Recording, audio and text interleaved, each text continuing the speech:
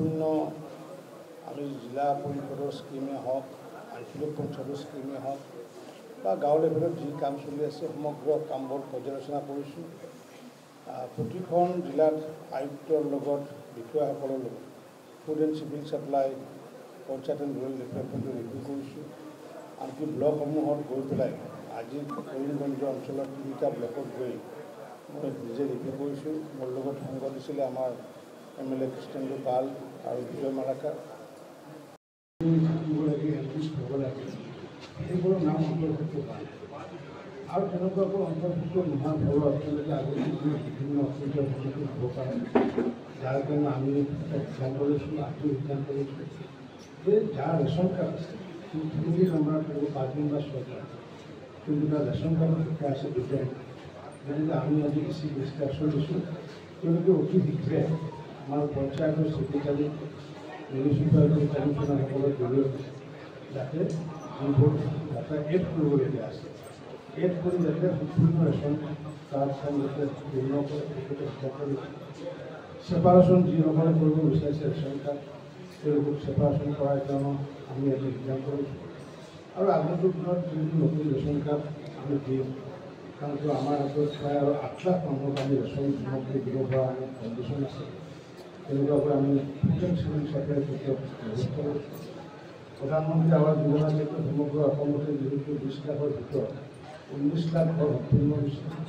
আমাৰ ইয়াতো পাৰফৰ্মেঞ্চটো প্ৰায় 90% পাৰফৰ্মেঞ্চ ইয়াতে আছে আৰু বাকীখিনি কাম আমি আগন্তুক দিনত 30 ছেপ্টেম্বৰৰ পিছত সম্পূৰ্ণ কৰাৰ কাৰণে ব্যৱস্থা কৰিছোঁ।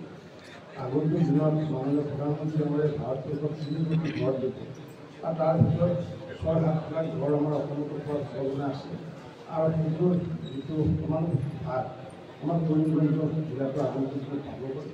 গতিকে আমি ইয়াতে ছেপ্টেম্বৰৰ ভিতৰত যি আমাৰ হাতত প্ৰায় 800 ঘৰ কৰিবলগীয়া আছে জিলাখনত, এই 800 সম্পূৰ্ণ কৰাৰ পিছত আমি নতুনকৈ কাম আৰম্ভ কৰিম।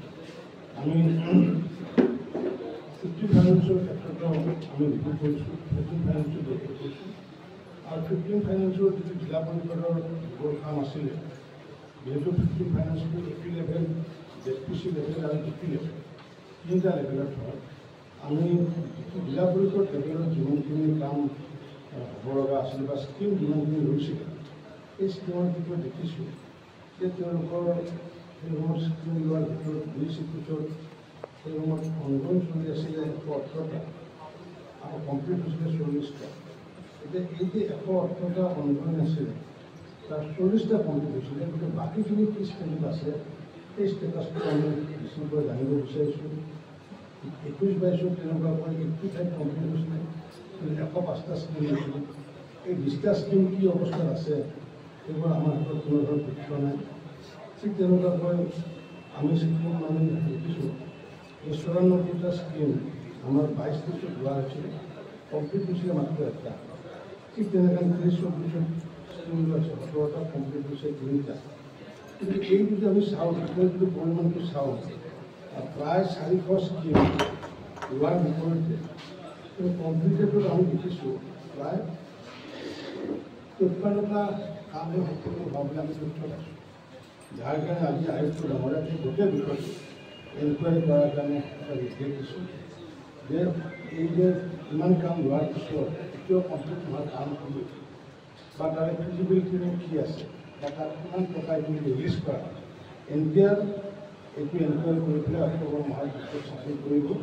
গতিকে আজি সামগ্ৰিকভাৱে আমি প্ৰধানমন্ত্ৰী আৱাস যোজনা জিলা পৰিষদ ৰেচন কাৰ্ড এইবোৰ আমি চৰ্চা কৰিছোঁ আৰু ইয়াৰ ভিতৰত আমি 15 ফাইনেন্সৰ ক্ষেত্ৰত জিলা পৰিষদৰ যিমানখিনি 20-21 পৰা এতিয়া যিমানখিনি স্কিম ধৰা হৈছিলে সম্পূৰ্ণ স্কিমবোৰ আমি এনকুৱাৰী কৰিব দিছোঁ বেছি আৰু সেই এনকুৱাৰীখিনি আমাৰ ছেপ্টেম্বৰৰ শেষত আমাক বজাৰটো দিয়াৰ পিছত পুনৰ অক্টোবৰ মাহত আমি ৰিভিউ কৰিম। এই বিষয়টো লৈ পেলাই আমাৰ বিভাগৰ পৰা আছে JD বিভাগ, জেনেৰেল এডমিনিষ্ট্ৰেটিভ বিভাগ, মই চাওঁ এইটো বিভাগ। এই বিভাগৰ পৰা আমি লিগালিটি কৰিছিলোঁ যদিও সেই সময়ত আমি ভাৰত চৰকাৰৰ পৰা তেনেকুৱা সহায় পোৱা নাছিলোঁ, কাৰণ এইটো কেছটো চাবডিভিজ কেছ যিহেতু সুপ্ৰিম কোৰ্টৰ পেণ্ডিং আছিল। কিন্তু মাননীয় মুখ্যমন্ত্ৰী ডক্টৰ হিমন্ত বিশ্ব শৰ্মা ডাঙৰীয়া এইটো বিষয়ক আমি যেতিয়া জনালোঁ তেখেতে ভাৰত চৰকাৰৰ যোগাযোগ কৰিছে আৰু তেখেতে এটা আৰ্জি দিছে যে শিক্ষা স্বাস্থ্য আৰু খাদ্যৰ ক্ষেত্ৰত এটলিষ্ট এইটোৰ পৰা যাতে কোনো বঞ্চিত নহয়। বায়'মেট্ৰিক যিটো ব্লক হৈ আছে এনালিৰ ক্ষেত্ৰত যাতে ব্লক হৈ নাথাকে, তেওঁলোকে যে চাফা যাতে কৰিবলগীয়া নহয় 6-7 লাখ মানুহ তাৰ কাৰণে ভাৰতীয় আবেদন জনাইছিল। আৰু মই যিমানখিনি জানো সম্ভৱতঃ আগন্তুক দিনত এই বিষয়টো যদি ক্লিয়াৰ হ'ব, এই বিষয়টো লৈ পেলাই বেছিদিন আমি জনালে থাকিব নালাগে। মাননীয় মুখ্যমন্ত্ৰী ডাঙৰীয়া যিদিনাখন ক্লিয়াৰ হ'ব সেইদিনাখন তেখেতে আপোনালোকক প্ৰেছ কনফাৰেন্স যোগেদি জনাব।